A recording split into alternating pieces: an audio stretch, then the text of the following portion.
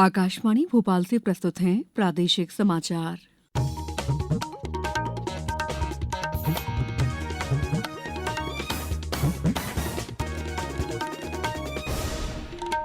नमस्कार, समाचारों के साथ मैं दीपा सिंह।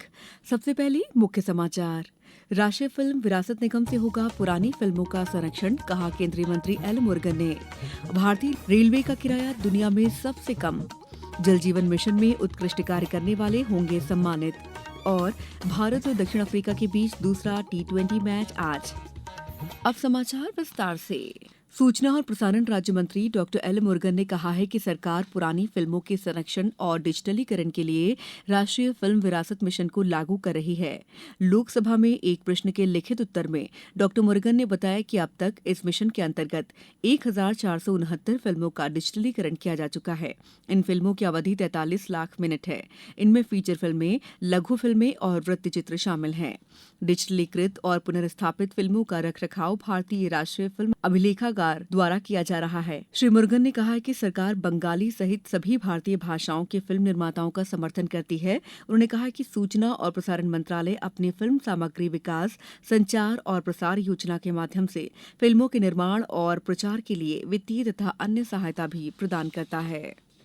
राज्यसभा में आज राष्ट्रगीत वंदे मातरम की 150वीं वर्षगांठ पर आगे की चर्चा होगी। ये चर्चा केंद्रीय मंत्री और सदन के नेता जेपी नड्डा के संबोधन के साथ समाप्त होगी। इसके बाद राज्यसभा में चुनाव सुधारों पर चर्चा शुरू होगी। केंद्रीय रेल मंत्री अश्विनी वैष्णव ने कहा है कि भारतीय रेलवे का किराया विश्व में सबसे कम है। उन्होंने कल संसद में बताया कि भारतीय रेल ने वित्तीय वर्ष 2023-24 में यात्रा को किफायती बनाए रखने के लिए 60,000 करोड़ रुपए से अधिक की सब्सिडी दी है।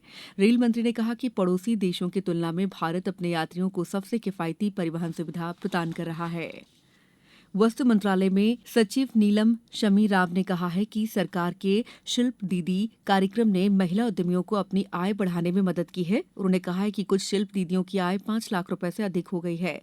वस्त्र सचिव ने राष्ट्रीय हस्तशिल्प और विरासत सप्ताह के मौके पर कल नई दिल्ली में संवाददाताओं को संबोधित करते हुए बताया कि इस पहल से सरकार देश की महिला कारीगरों को आर्थिक रूप से आत्मनिर्भर बनाने के लिए मंच प्रदान कर रही है।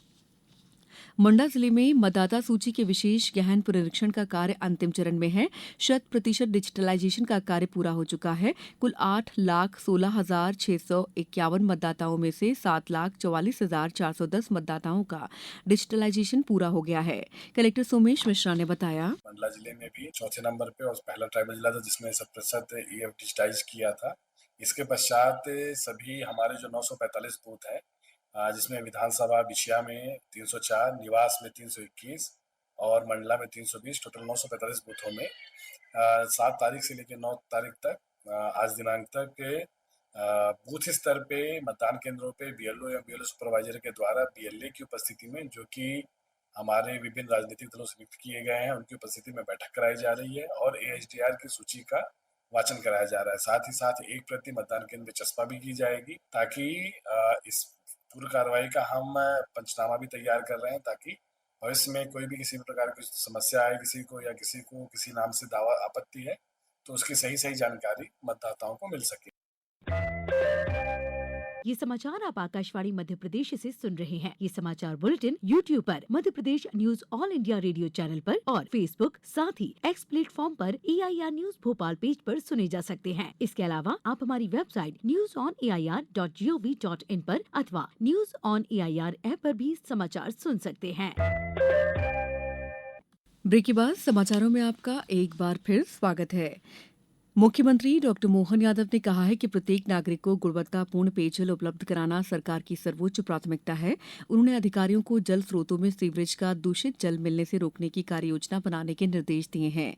डॉक्टर यादव ने कहा है कि जल जीवन मिशन में उत्कृष्ट कार्य करने वाले सरपंच एवं स्वसहायता समूहों को सम्मानित किया जाएगा। मुख्यमंत्री डॉक्टर यादव ने इस आशय के निर्देश कल लोक स्वास्थ्य यांत्रिकी विभाग की समीक्षा बैठक के दौरान दिए। उन्होंने इस बात पर जोर दिया कि जल स्रोतों के सीवरेज का दूषित जल किसी भी स्थिति में नहीं मिले, इसके लिए प्रभावी कार्य योजना बनाई जाए। मुख्यमंत्री डॉक्टर यादव ने कहा कि केंद्र सरकार द्वारा जल जीवन मिशन को दिसंबर 2028 तक पूरा करने का लक्ष्य तय किया गया है, लेकिन मध्य प्रदेश इस कार्य को मार्च 2027 तक पूर्ण कर राष्ट्रीय स्तर पर मिसाल पेश करेगा।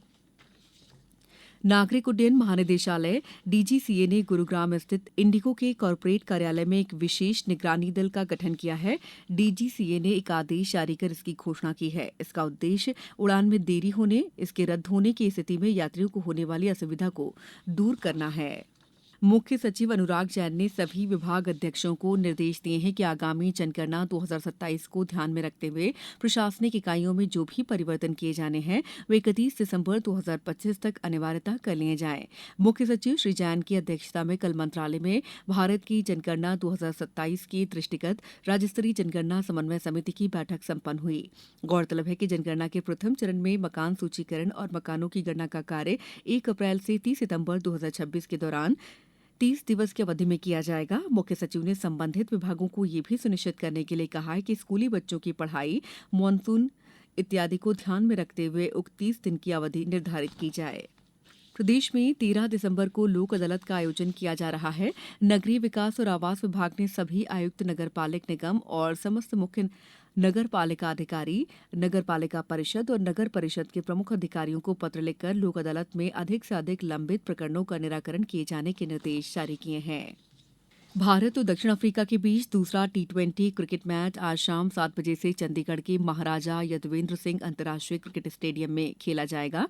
सूर्य कुमार यादव की अगुवाई वाली भारतीय टीम 5 मैचों की टी20 श्रृंखला में 1-0 से आगे है। कटक में हुए पहली टी20 में भारत ने दक्षिण अफ्रीका को 101 रन से हराया था।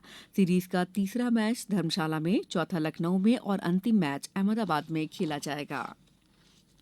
प्रदेश में चल रही शीतलहर के कारण कड़ाके की ठंड बढ़ गई है। कई जिलों का न्यूनतम तापमान 6 डिग्री सेल्सियस से नीचे पहुंच गया है। शहडोल के कल्याणपुर में पारा 3.0 डिग्री सेल्सियस, उमरिया में 4.9 डिग्री, पचमढ़ी में 5.2 डिग्री, इंदौर में 5.4 डिग्री और शाजापुर के गिरवर में 5.5 डिग्री सेल्सियस तापमान दर्ज किया गया। मौसम विभाग ने अगले 2 दिन और शीतलहर चलने की संभावना जताई है। अब कुछ समाचार संक्षेप में। शिवपुरी जिले के जनपद पंचायत पोहरी के ग्राम अहेरा में जिला स्तरीय जनकल्याण शिविर आयोजित किया गया। शिविर में विभिन्न विभागों के जिला एवं जनपद स्तरीय अधिकारी उपस्थित रहे।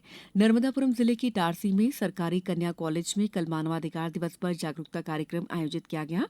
इस अवसर पर छात्राओं ने मानव श्रृंखला बनाकर जीवन, समानता और स्वतंत्रता के अधिकार का संदेश दिया। आगर मालवा जिला चिकित्सालय सभाकक्ष में कल राष्ट्रीय स्वास्थ्य कार्यक्रमों और योजनाओं की हुई समीक्षा बैठक में मातृ स्वास्थ्य, शिशु स्वास्थ्य सहित अन्य राष्ट्रीय स्वास्थ्य कार्यक्रमों की कार्ययोजनाओं पर विस्तार से चर्चा की गई। कटनी में समर्थन मूल्य पर शुरू हुए धान उपार्जन में 4,580 किसानों से अब तक 42,380 मीट्रिक टन धान का उपार्जन किया जा चुका है। जिले में अब तक 38,986 किसानों द्वारा स्लॉट की बुकिंग की जा चुकी है।